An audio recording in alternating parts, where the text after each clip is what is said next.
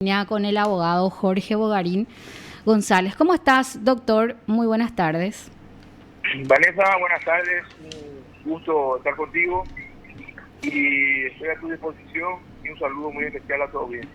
Doctor, como defensa de Ramón González Daer, hoy esperan entonces recibir la sentencia íntegra de la sentencia y no recuerdo haber conversado contigo, por lo menos en este espacio, doctor, después de lo que fue esa sentencia, pero me gustaría escucharte acerca de la estrategia de la defensa, de lo que se va a analizar o se está analizando desde el punto de vista para la apelación, ya atendiendo que hoy reciben esta sentencia íntegra. Sí, en estos momentos me encuentro con una actuación profesional aquí en la ciudad de Pilar, eh, donde conozco a gente muy buena, muy cálida. Sí, Pilar, es bastante bueno. Y integrantes de mi equipo van a estar ahí para recibir la sentencia que está prevista, un acto previsto en principio para las 18 horas.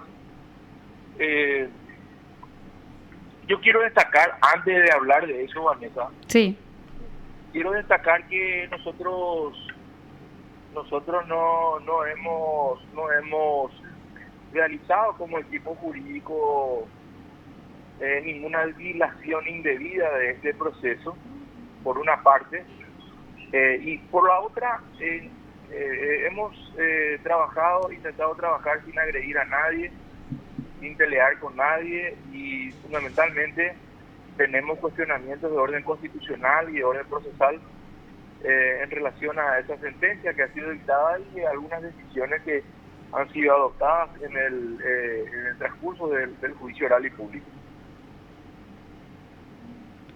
Y estoy a tu disposición si querés tocar algún punto específico.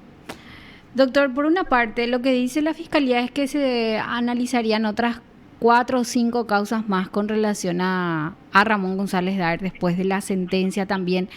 La expectativa para la Fiscalía hoy en cuanto a esta sentencia íntegra es que ves ver los datos, las causas que se remitieron al Ministerio Público a ver si ameritan otras investigaciones, pero se habla de 5 causas más. ¿Qué dice sobre eso, doctor? Bueno, hay varios aspectos. En primer lugar, en este juicio, los hechos originales eran una operación comercial con el señor Juan Planá, que está prescripta, y la operación comercial con el señor Mendoza Champey, y a través de eso se produjo un hecho punible de lavado de dinero y posteriormente eso da lugar a una petición original de comiso de 58 mil millones de guaraníes.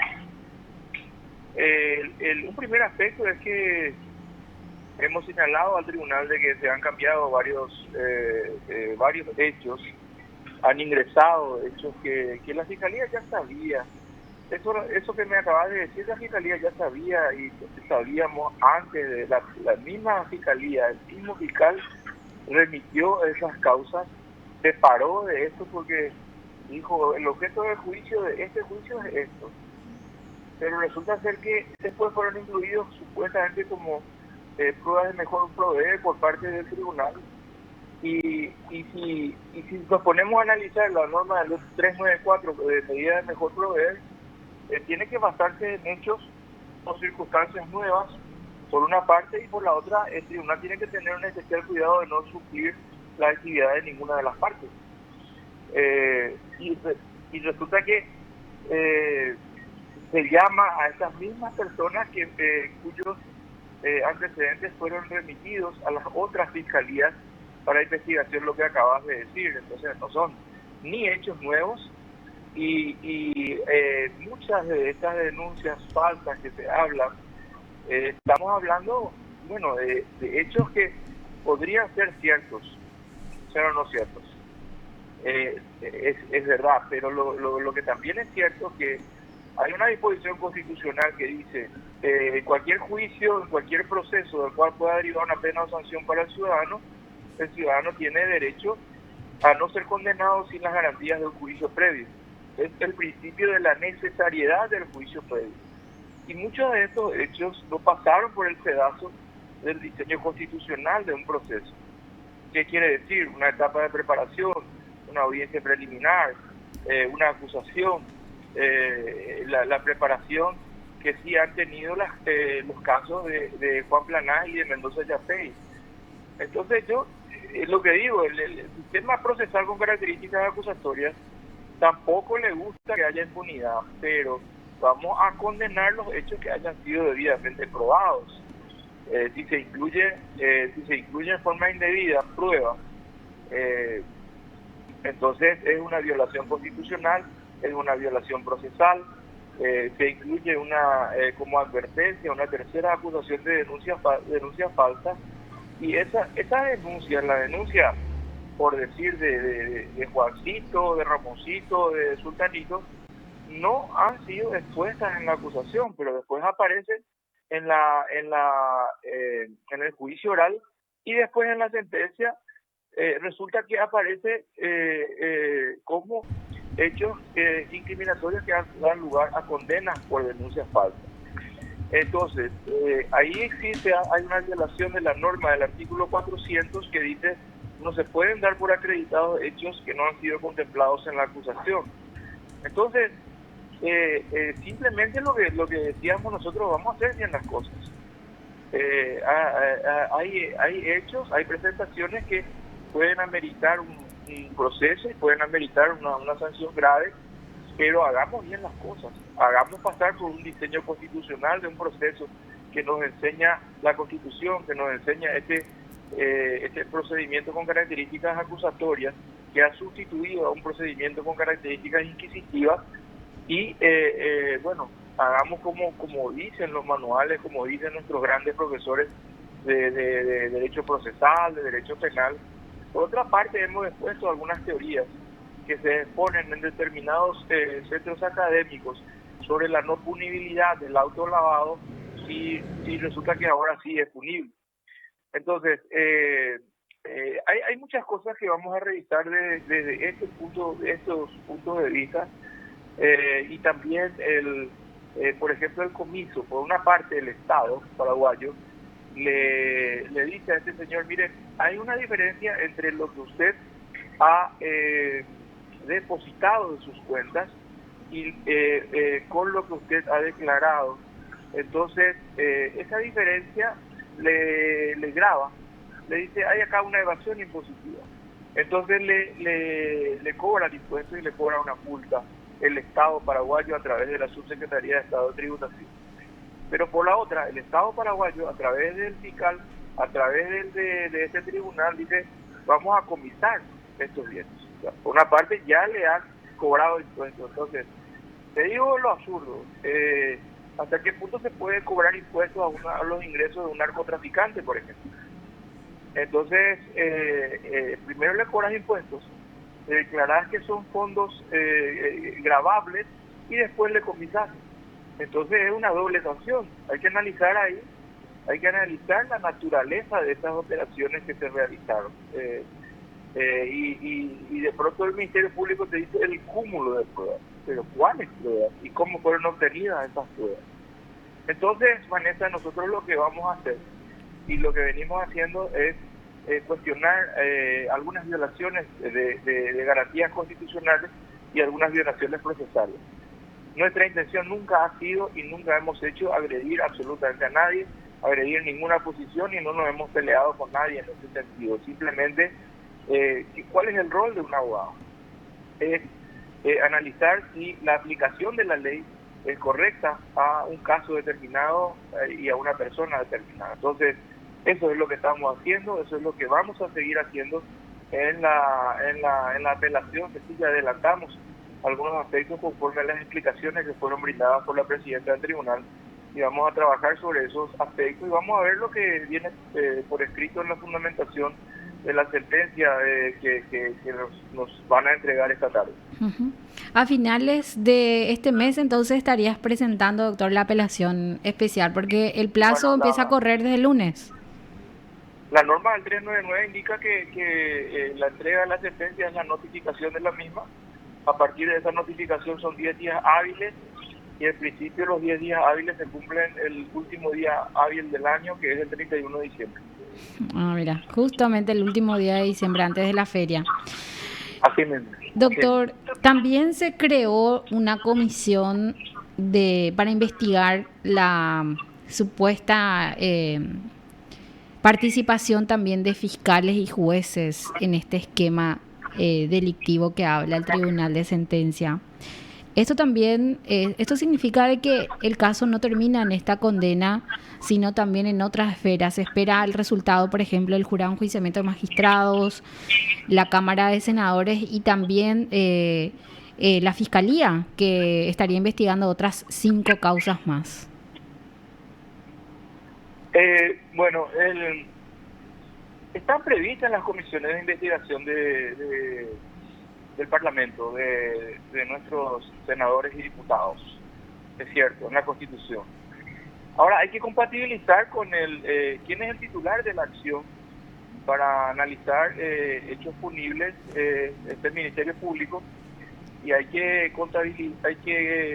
ver bien de que no exista una doble investigación, por el principio que dice ningún ciudadano puede ser investigado más de una vez por el mismo hecho, y mucho menos condenado. Se llama el principio de la inadmisibilidad de la persecución penal múltiple. Entonces hay que analizar bien eso y bueno, si investigamos hechos punibles, si investigamos actos presuntamente irregulares por parte de los agentes fiscales o de nuestros jueces, bueno, bienvenida a la investigación, pero hagamos en el marco de lo que disponen las disposiciones constitucionales y las disposiciones procesales. Eso es lo que un poco es la línea que venimos manteniendo, Vanessa. Doctor, también recuerdo que decías, un minuto después de que la Fiscalía haya pedido 15 años, decías que no se tuvo en cuenta la falta de antecedentes de Ramón González Daer, que tampoco se tuvo en cuenta que él estuvo privado de su libertad un tiempo. ¿Qué opinas cuando ya el Tribunal de Sentencia dice 15 años, la pena máxima, y encima pide disculpas por la participación de jueces en esto? Bueno, esa es lo último que mencionaste, una decisión que tomó la presidenta del tribunal y personalmente prefiero abstenerme de opinar sobre eso. En segundo lugar, cuando hablamos de medición de la pena, lo que yo decía es que, bueno, ahí hay muchas teorías sobre las bases de medición de la pena, y menciono a jueces como el doctor Waldir Servín, como Blanca Gorostiaga, que han escrito sobre eso, y Marcelo Santinetti, Patricia Zipper, que primero hay que marcar el reproche, la gravedad del reproche en el límite de la pena, y hay que hacer una ventana de entrada. Incluso Patricia Zipper habla de que se establece un quantum determinado de la pena, y a partir de ahí, si hay circunstancias agravantes, se va bajando, y algunos autores hablan de 6 meses, otros hablan de 1 año. Hay bastante material sobre eso, y en algunas y luego viene el inciso segundo, que dice circunstancias que pueden sopesarse a favor o en contra de los acusados, y si hay circunstancias favorables, lógicamente eso tiene que bajar. Entonces la misma presidenta del tribunal ha hablado de circunstancias favorables, pero sin embargo ha aplicado la pena máxima conforme al marco que ha establecido. Entonces quiere decir que no hay una real consideración favorable de esas circunstancias que mencionó. Vamos a ver cómo viene la fundamentación por escrito. Y el caso del fiscal, por ejemplo, la calificación de lavado de dinero para Fernando González Carcario tiene un marco penal de 5 años, sin embargo el fiscal termina solicitando una pena de 7 años y medio, o sea, fue más allá del marco, algo que no se puede hacer.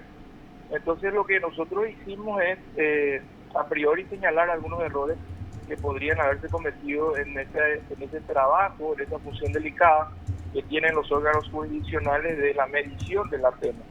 Y vamos a ver cómo se fundamenta esa circunstancia. Por otra parte, hay unas teorías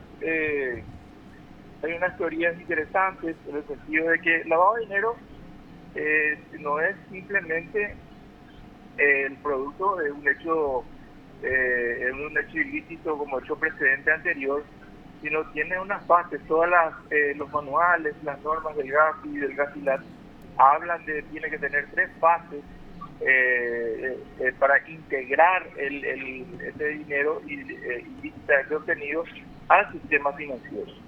Y acá hablábamos de que ese dinero ya estaba en el sistema financiero, entonces lo que no hemos escuchado es una fundamentación ni por parte de los acusadores, ni por parte del tribunal, de la presidenta del tribunal, sobre esas fases que tienen que tener el lavado de dinero, la fase de integración, la fase de colocación, la fase de integrar al sistema, etcétera, de ocultar. También se han cometido algunos errores, porque primero decían en la acusación a Fernando González Carcayo se utiliza la variante de ocultar, no cabe en él la disimulación. Sin embargo, la acusación de la fiscalía termina diciendo aquí hay disimulación. Entonces no hay una coherencia entre lo que acusó y lo que finalmente termina en sus alegatos finales. Es decir, son imprecisiones que hemos encontrado en las acusaciones, y lo digo con mucho respeto, que hemos encontrado también en la explicación de la presidenta del tribunal, que vamos a revisar los fundamentos por escrito y bueno, vamos a plasmar en una apelación especial. Ahí tenés 2 posibilidades: una apelación especial o una casación directa, que es la que denominan la casación per saltum, y en principio la defensa va a optar por una por una apelación especial. Tenemos un plazo de 10 días desde la notificación de la sentencia, que como te dije, Vanessa, vence ese plazo el 31 de diciembre de este año. Doctor, por último, eso que tanto se menciona de la necesidad de estas personas de acceder a un crédito, ¿eso se pudo comprobar? Hay dudas con respecto a eso, porque se habla mucho de ese esquema, lado sentimental también, de que muchas personas perdieron sus empresas, incluso se enfermaron por esa situación de apriete, digamos, desde la rosca judicial, la parte de Ramón González Daer, que supuestamente les atosigaba a estas personas que accedieron al préstamo de pagarles los intereses elevados con cheques en garantía. Bueno, el tipo penal del 193 de usura tiene 2 componentes fundamentales.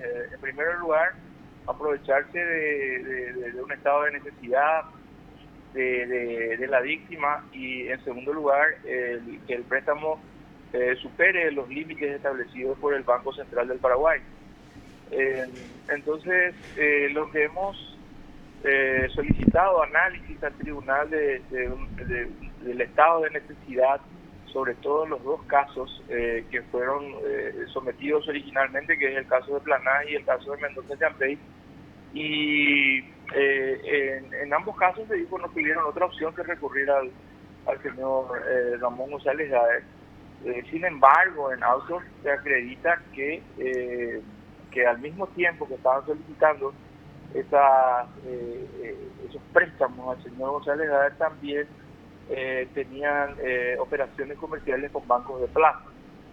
Entonces, hemos manifestado que existen algunas dudas sobre la acreditación de ese estado de necesidad. Reitero, Vanessa, en un marco de respeto, pero fundamentalmente una cuestión jurídico-procesal, una cuestión de ver si se ha probado realmente ese estado de necesidad en esos 2 casos. En los otros casos que hay un señor que se ha presentado, que dijo que lo de su casa, y otra señora que ni siquiera tuvo una operación comercial y fueron denunciados una operación comercial con el señor González Daer, considero que amerita una investigación. Eso es lo que te decía, que pase por un juicio previo. Estos casos han ingresado a nuestro criterio en forma irregular a esta causa, y eso es lo que cuestionamos. Nosotros en esos otros casos no cuestionamos el fondo. En los casos que sí estaban de plan A, que decimos que estaba prescripto porque es una operación del año 2009-2010, y en los casos de Mendoza Yampey sí hemos analizado el elemento del tipo penal de usura, el tema del estado de necesidad. Pero los otros casos decimos que son casos que han ingresado de forma regular a esta causa. Doctor, te agradezco mucho este contacto y bueno, atentos entonces para el 31 de diciembre que ya adelantás que vas a presentar esta apelación especial en contra de esta sentencia. Sí, en principio estamos trabajando todavía en base a las explicaciones de la presidenta del tribunal en una apelación especial. Y hoy vamos a ver los fundamentos de la sentencia por escrito. Doctor, muchísimas gracias, un abrazo y que retornes bien desde Pilar. Otro abrazo para vos, Vanessa, sí, si Dios quiera que sí. Y estoy pasando muy bien acá en Pilar, tuvimos una audiencia muy larga, pero es una ciudad con gente muy cálida. Me gusta mucho venir a Pilar de visita y en este caso a litigar también. Sí, así que gracias, Vanessa, te envío un fuerte abrazo, y un saludo muy especial a tu numerosísima audiencia. Igual, doctor. Otro. Lo escuchaste aquí en PDS.